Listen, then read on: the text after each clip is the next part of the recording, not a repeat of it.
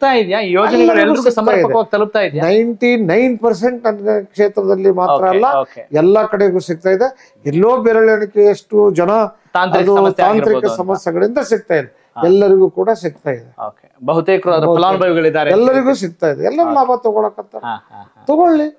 ಯಾವನೋ ಈ ದೇಶದ ಹಣ ಬೆವರಿನಿಂದ ಬಂದಂತ ಹಣ ಇರ್ಬೋದು, ಟ್ಯಾಕ್ಸ್ ನಿಂದ ಬಂದಂತ ಹಣ ಆಗಿರ್ಬೋದು, ಅಂಬಾನಿ, ಅದಾನಿ, ಮಲ್ಯ ಅಂತವರಿಗೆ, ಚೋಸ್ಲಾ ಎಂತವರಿಗೆ 11 ಲಕ್ಷ ಕೋಟಿ ಇವತ್ತು ಅವ್ರಿಗೆ ಸಬ್ಸಿಡಿ ಕೊಡ್ತಾರೆ.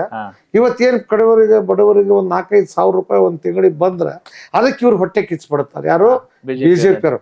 ಇವ್ರ ಹೊಟ್ಟೆ ಕಿಚ್ಚಿನಿಂದನೇ ಇವತ್ತು ನಮ್ಮ ಒಂದು ಬಡವರಿಗೆ ಅನ್ಯಾಯ ಆಗ್ತಾ ಇದೆ. ಅದನ್ನ ಬಂದ್ ಮಾಡ್ರಿ ಅಂತ.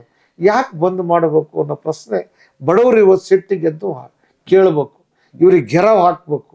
ಇವ್ರು ಹೋದೋದ್ ಕಡೆಗೆಲ್ಲ ಇದನ್ನ ಬಂದ್ ಮಾಡಿದ್ರೆ ನಮ್ಮೂರಿಗೆ ಬರಬೇಡ್ರಿ ನೀವು ಅಂತ ಹೇಳ್ಬೇಕು. ಬಡವರು ಚೆನ್ನಾಗಿ ಆಗ್ಬಾರ್ದು ಇವರಿಗೆ. ಇವರು ಮನುವಾದಿಗಳು. ಇವರು ಯಾವತ್ತು ಇವ್ರ ಹತ್ರ ಜಿ ಹುಜೂರ್ ಅಂತ ಹೇಳಿ ಬಂದು ಸಲಾಂ ಹೊಡಿಬೇಕು. ಅಂಥವ್ರನ್ನ ನಾವು ಇವತ್ತು ದುರ್ದೈವದಿಂದ. ನಿಮ್ ಪ್ರಕಾರ ಕಾಂಗ್ರೆಸ್ ಮಾತ್ರ ಬಡವರ ಪರವಾಗಿರುತ್ತೆ, ಬಡವರ ಪರವಾಗಿದೆ. ಬಡವರ ಕಾರ್ಯಕ್ರಮಗಳನ್ನು ಮಾಡ್ತೀವಿ. ಬೇಕಾದ್ರೆ ಅವರು ತಾಕತ್ತಿದ್ರೆ 5 ವರ್ಷ 3 ವರ್ಷ ಅವರು ಕಾರ್ಯಕ್ರಮ ಮಾಡಿದ್ರು, ಏನ್ ಕೊಟ್ರು ಅನ್ನೋದನ್ನ ಅವ್ರು ಹೇಳಿ. 15 ವರ್ಷದಿಂದ 10 ವರ್ಷದಿಂದ ನರೇಂದ್ರ ಮೋದಿ ಅವರು ಕೇಂದ್ರದಲ್ಲಿ ಸರ್ಕಾರ ಮಾಡ್ತಾ ಇದ್ದಾರೆ. ಇವತ್ತು ಬಡವರಿಗಾಗಿ ಯಾವ ಯೋಜನೆಗಳಂತ ಬಹಳ ಒಳ್ಳೆ ಮಾತು ಹೇಳಿದ್ರಿ, ಬಹಳ ಸಂತೋಷದ ವಿಚಾರ.